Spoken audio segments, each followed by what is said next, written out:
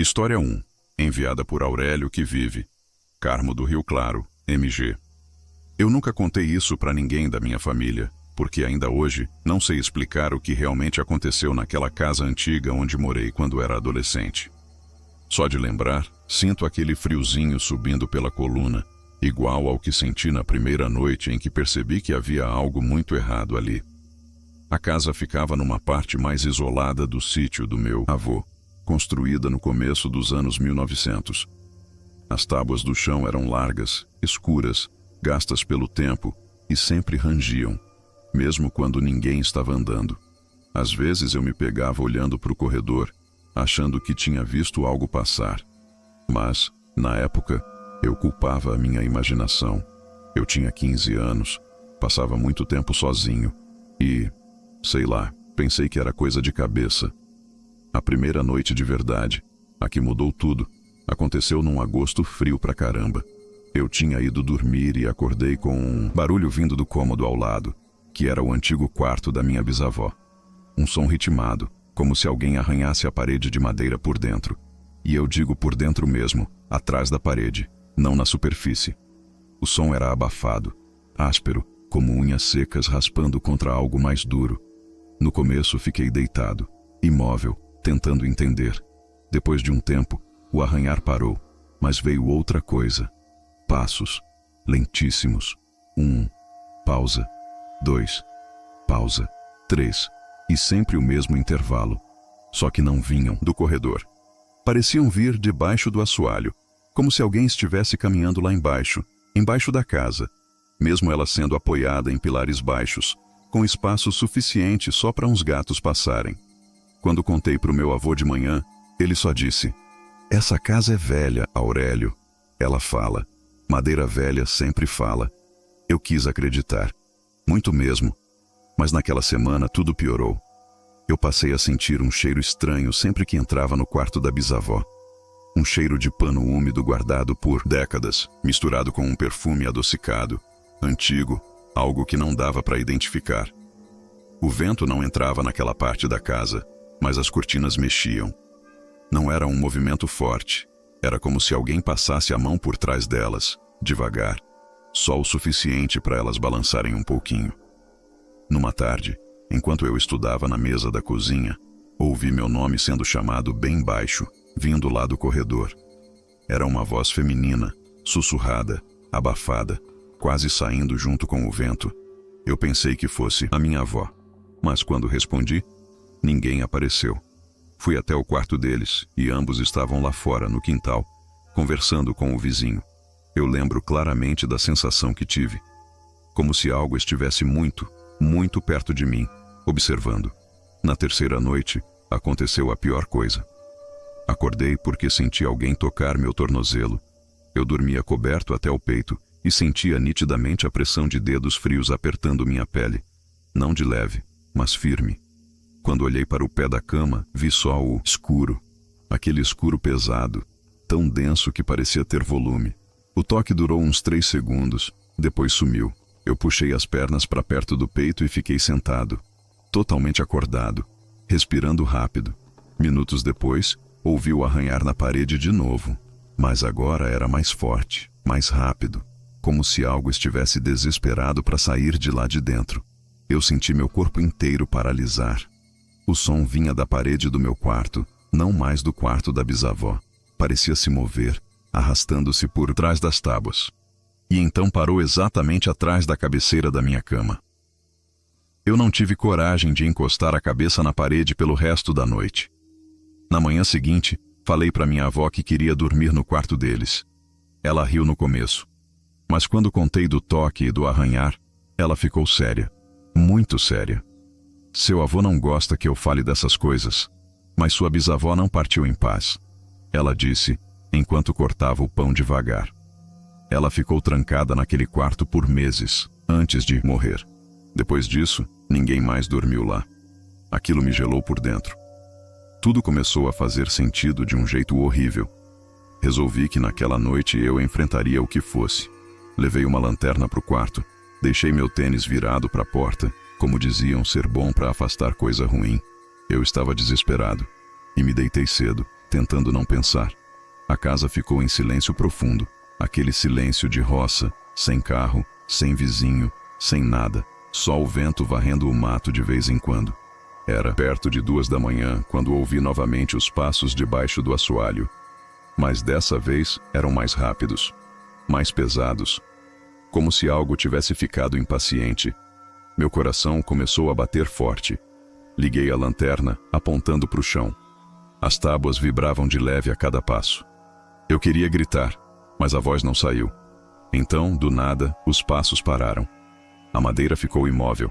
O silêncio durou quase 1 minuto inteiro. E então, bem na quina do quarto, perto da porta, ouvi um sussurro claro, impossível de confundir. Aurélio. Abre. A lanterna falhou na hora. Piscou 3 vezes e apagou completamente. Eu comecei a chacoalhar ela, desesperado, e quando finalmente voltou a acender, vi algo que nunca consegui esquecer. A porta do quarto, que eu tinha fechado, estava entreaberta. Não muito, só uns 3 dedos de abertura, mas suficiente para eu saber que alguém, ou alguma coisa, tinha mexido nela. A cortina balançou sem vento.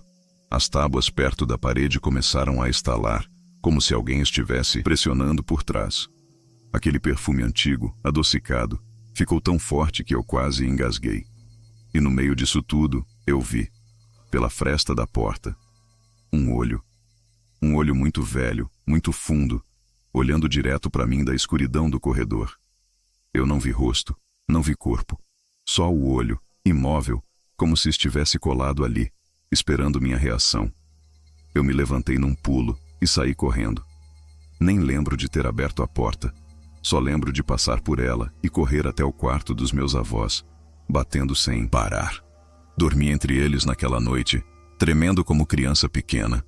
No dia seguinte, meu avô decidiu que era hora de nos mudarmos para a casa principal, que estava vazia desde a reforma. Ele não discutiu, não fez perguntas. Apenas disse: "Não é lugar para menino." A casa antiga ficou fechada. Anos depois, desabou numa tempestade forte. Mas às vezes, quando volto ao sítio, ainda sinto aquele cheiro adocicado vindo do lugar onde ela ficava. E sempre que passo por lá, tenho a sensação incômoda de que alguém me observa pela fresta de uma porta que já nem existe mais. História 2. Enviada por Beatriz, que vive Canguçu, RS. Eu tinha 22 anos quando fui trabalhar como auxiliar de pesquisa numa região rural perto de Piratini. A equipe ia catalogar construções antigas, algumas abandonadas, outras parcialmente ocupadas. Eu estava animada, porque sempre gostei de arquitetura histórica. Só não imaginava que uma daquelas casas mudaria completamente a forma como eu enxergo silêncio e escuridão. A casa ficava no alto de um morro, cercada por eucaliptos altos, tão juntos que quase não entrava luz. Era de madeira preta, não porque tivesse sido pintada assim, mas porque o tempo tinha manchado tudo. Quando o vento batia, ela rangia com um som grave, quase como um aviso.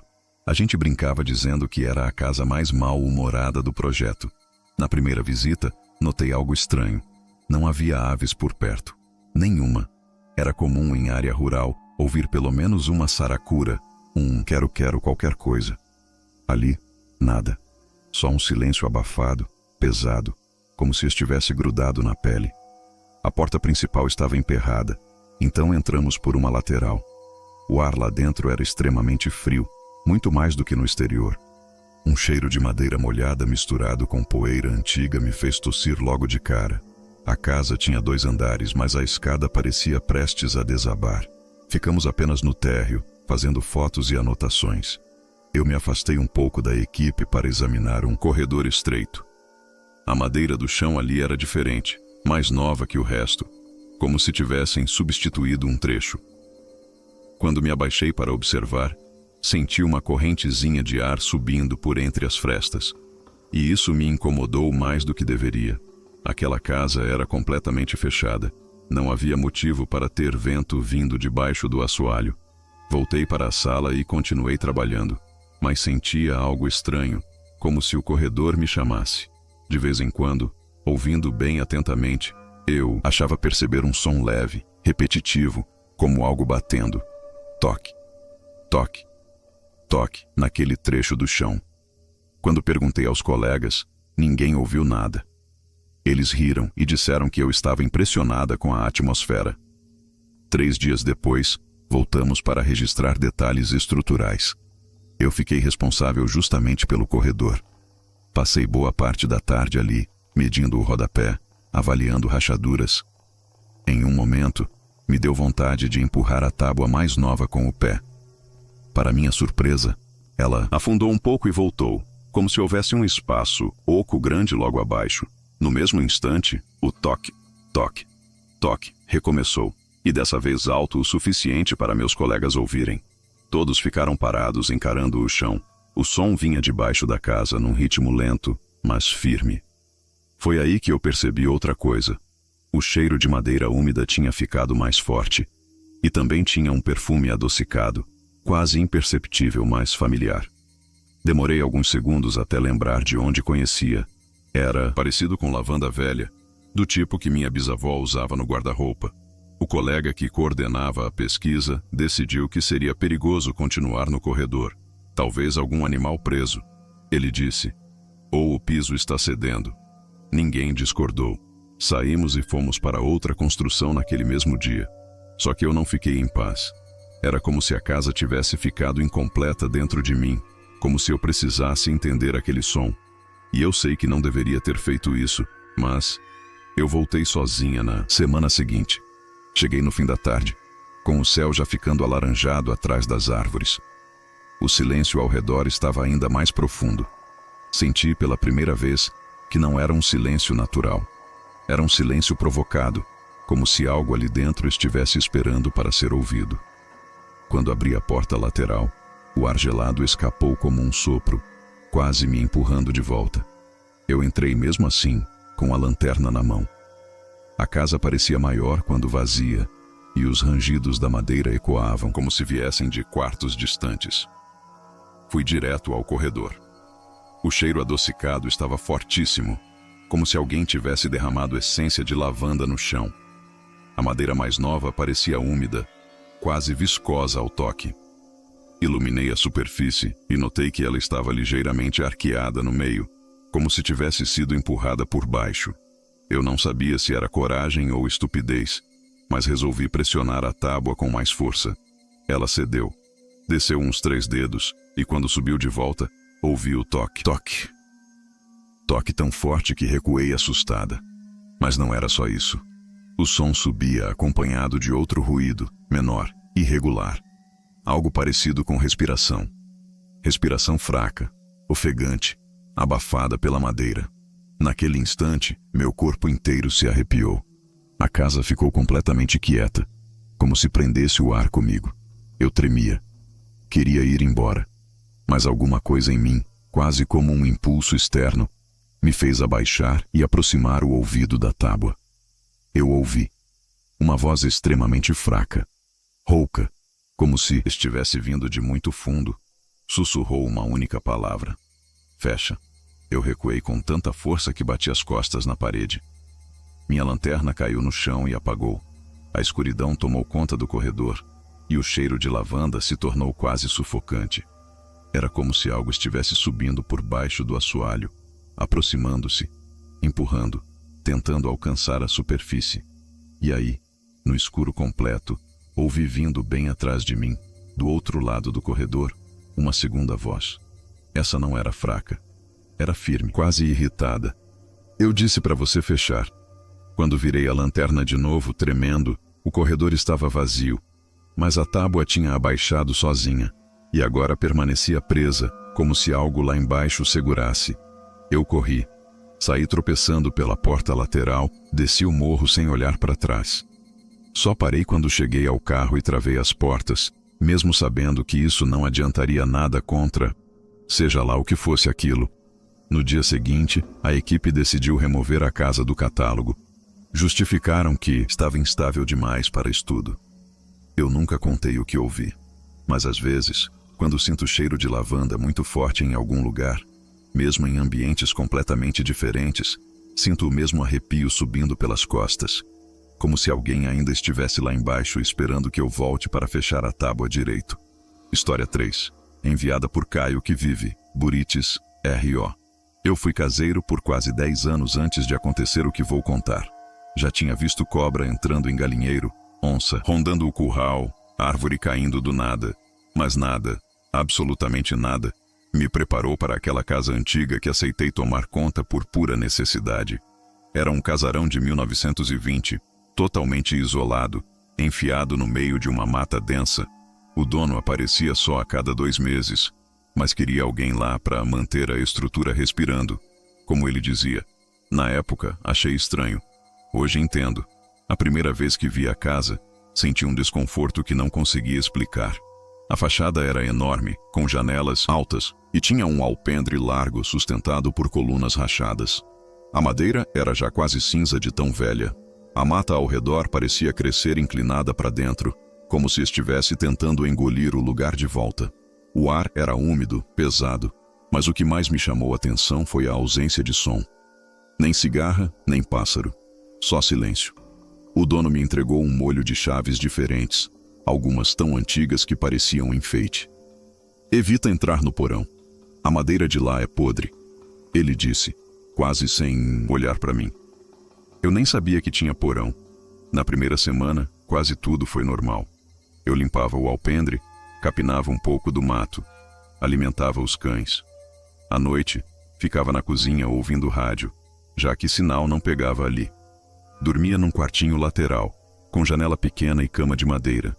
Mas na segunda semana, as coisas começaram a mudar. Primeiro foram os passos no andar de cima. Passos lentos, arrastados, como se alguém estivesse caminhando de meias por um corredor longo. A casa não tinha segundo morador. Eu chequei tudo. Trancas, janelas, cada cômodo. Nada. Depois vieram os sussurros no meio da madrugada. Não dava para entender as palavras, mas pareciam vozes de mais de uma pessoa, conversando baixinho, sempre atrás da porta do quarto, nunca mais longe. Quando eu abria, só encontrava o corredor escuro, iluminado pela fresta da lua nas tábuas. Mesmo assim, eu sentia aquele calorzinho na nuca, como se alguém tivesse acabado de se afastar às pressas. Um dia, resolvi que não ia mais deixar aquilo me enlouquecer. Peguei a lanterna, subi a escada e fui atrás dos barulhos. O piso estalava debaixo dos meus pés, mas por algum motivo senti que os estalos não eram só do peso. Era quase como se a madeira respondesse, reclamasse. Passei pelos quartos vazios, todos com cheiro de poeira antiga, e finalmente cheguei ao fim do corredor, onde havia uma porta minúscula, mais baixa que o normal, com uma fechadura estranha, que não combinava com nenhuma das chaves que eu tinha recebido. A madeira dessa porta era diferente, mais escura, mais lisa, como se tivesse sido trocada há pouco tempo. No entanto, ela parecia muito antiga. Me aproximei, toquei a superfície e um arrepio forte subiu pelo meu braço. Tinha algo frio ali, muito frio, e a madeira vibrava. Não muito, só o suficiente para eu sentir na ponta dos dedos, como se tivesse um zumbido preso dentro dela. Naquela noite, dormi muito mal. Sonhei com passos vindo debaixo da cama, com vozes murmurando dentro das paredes, com alguém me chamando pelo nome num tom tão baixo que parecia vir de dentro da cabeça. Na manhã seguinte, achei pegadas de barro dentro da sala, mas o barro era estranho, quase preto, e as marcas tinham um formato meio torto, como se a pessoa tivesse pés estreitos e longos. Os cães, que sempre dormiam na varanda, estavam inquietos, rosnando para a porta fechada. Um dos cães, o mais velho, recusou-se a entrar na casa naquele dia. Ficava encarando a porta do corredor como se visse algo que eu não conseguia enxergar.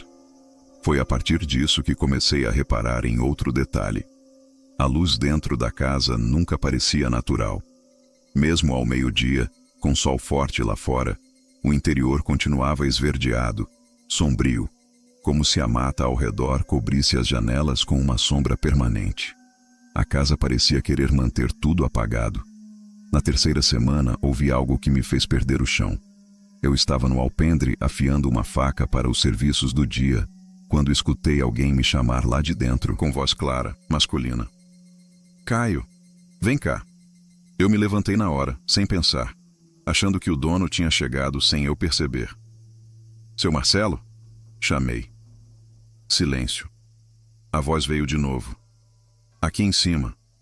Subi as escadas devagar, o coração batendo no pescoço. A casa parecia respirar comigo, rangindo no mesmo ritmo. Quando alcancei o corredor, percebi que a porta pequena, aquela porta minúscula, baixa, estava entreaberta. Eu tinha certeza absoluta de que ela sempre esteve trancada. Um cheiro doce, meio azedo, escapava de lá. Algo como fruta apodrecendo no calor. As tábuas ao redor pareciam úmidas, e a luz da lanterna refletia de um jeito estranho, como se a madeira estivesse brilhando por dentro. Me aproximei. A porta abriu mais um pouco, sozinha. Um gemido longo ecoou lá dentro, como se alguém estivesse se levantando depois de muitos anos deitado no mesmo lugar. Eu juro que vi uma mão aparecer na fresta. Uma mão magra demais, fina, pálida como cera, com dedos longos que arranharam o batente. Não era uma mão humana normal. Os dedos eram compridos demais. A textura parecia quase maleável. Quando a lanterna bateu nela, a pele brilhou como algo úmido. Corri. Desci as escadas tropeçando, caí no alpendre, levantei de novo. Corri até a estrada sem olhar para trás. Passei a noite inteira na casa de um vizinho a 3 quilômetros dali. No dia seguinte, mandei mensagem para o dono, dizendo que não dava mais. Ele só respondeu: eu entendo. Ninguém fica muito tempo. Uma semana depois, soube que o casarão pegou fogo numa noite sem raio, sem vento, sem nada. Não sobrou praticamente nenhuma parede de pé. Os moradores disseram que viram uma luz forte lá dentro antes do fogo começar. Uma luz que não parecia de lâmpada, mas algo mais vivo, mais pulsante. Eu nunca voltei. Mas às vezes, quando estou sozinho no meu quarto, escuto aquele mesmo chamado, baixinho, quase carinhoso. Caio, vem cá. História 4. Enviada por Darlene, que vive, Itapetim, PE. Eu cresci ouvindo histórias de casas antigas no campo, mas nenhuma delas me preparou para o que vivi quando fui visitar a antiga propriedade da família do meu marido, no interior de Pernambuco. Ele queria vender o terreno, mas precisava que alguém fosse antes ver o estado da casa principal. Como eu estava de férias, aceitei ir. Achei que seria só poeira, teia de aranha e uma boa limpeza. Mas aquela casa parecia ter ficado esperando justamente por mim. A estrada até lá já dava uma sensação ruim. Mata fechada de um lado, barrancos do outro, e nenhum sinal de vida por quilômetros. Quando a casa finalmente apareceu atrás de umas árvores tortas, senti meu estômago gelar. Ela era grande, de tijolos antigos, com uma varanda estreita e janelas altas que pareciam olhos fundos observando tudo. O céu estava nublado e uma luz cinza deixava tudo ainda mais sombrio. Ao abrir a porta, o cheiro me acertou de imediato. Mofo antigo misturado com algo levemente adocicado, quase medicinal. O chão de madeira estava manchado de umidade e rangia a cada passo, não de um jeito normal, mas como se reclamasse da minha presença. Comecei a tirar fotos para mandar ao meu marido. Quase todas saíam escuras demais, mesmo com luz suficiente. Na terceira ou quarta foto, percebi que um corredor ao fundo parecia sempre mais escuro do que deveria. A luz da porta aberta não chegava até lá, como se a escuridão tivesse peso, tivesse vontade própria. Entrei na sala principal, que tinha um espelho enorme pendurado na parede.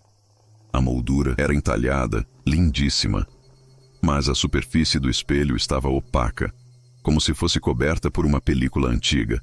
Me aproximei para limpar e, quando passei a mão, senti a superfície mais fria do que o normal. Fria de um jeito que queimava a pele. Meu reflexo apareceu distorcido. Não era o vidro, porque quando movi a cabeça, a imagem demorou 1 segundo a me acompanhar. Achei que estava impressionada demais. Respirei fundo e continuei a inspeção. Fui até o corredor escuro, mesmo com o corpo inteiro dizendo para não ir. A cada passo, o cheiro adocicado aumentava. Era como o perfume antigo, daqueles que ficam guardados por décadas em caixas de madeira. Senti o chão vibrando bem de leve sob meus pés. A vibração não vinha de fora, vinha de dentro da casa. No fim do corredor havia um quarto. A porta estava entreaberta e uma brisa gelada saía por ela, apesar de todas as janelas estarem fechadas. Empurrei devagar. O quarto era completamente vazio, exceto por uma cadeira antiga no canto, voltada para a parede. A madeira dela era tão escura que parecia molhada. Antes de dar mais um passo, ouvi atrás de mim o barulho claro de uma porta se fechando. Virei rápido, mas o corredor estava do mesmo jeito, só que silencioso demais. Nada se mexia, nem o ar. Voltei para o quarto tentando terminar logo, mas aí aconteceu algo que me fez perder o equilíbrio. A cadeira no canto mudou de posição. Eu vi nitidamente. Ela estava apontada para a parede. Quando pisquei, estava virada para mim. Não consegui respirar. Dei um passo para trás e a madeira do chão rangeu. Mas não era um rangido comum. Era como se viesse de mais fundo, como se ecoasse por dentro da casa inteira. O barulho fez a cadeira tremer, milimetricamente, como se alguém tivesse acabado de se levantar dela.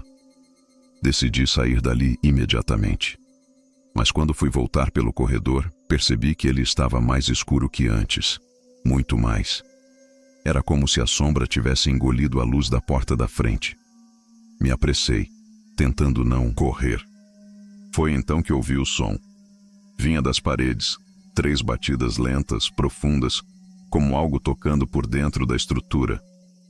Toque, toque, toque. O som percorreu o corredor como se deslocasse atrás das paredes, acompanhando meus passos. Quando cheguei à sala do espelho, vi algo que fez meu corpo travar. O espelho não mostrava a sala. Mostrava o corredor atrás de mim, mas não como ele estava. No reflexo, o corredor era muito mais fundo e uma figura muito alta, magra, sem rosto, estava parada ali, imóvel, como se esperasse que eu me virasse. Mas atrás de mim não havia nada. Não consegui gritar. Só fechei os olhos por um segundo e quando abri, a imagem no espelho tinha mudado.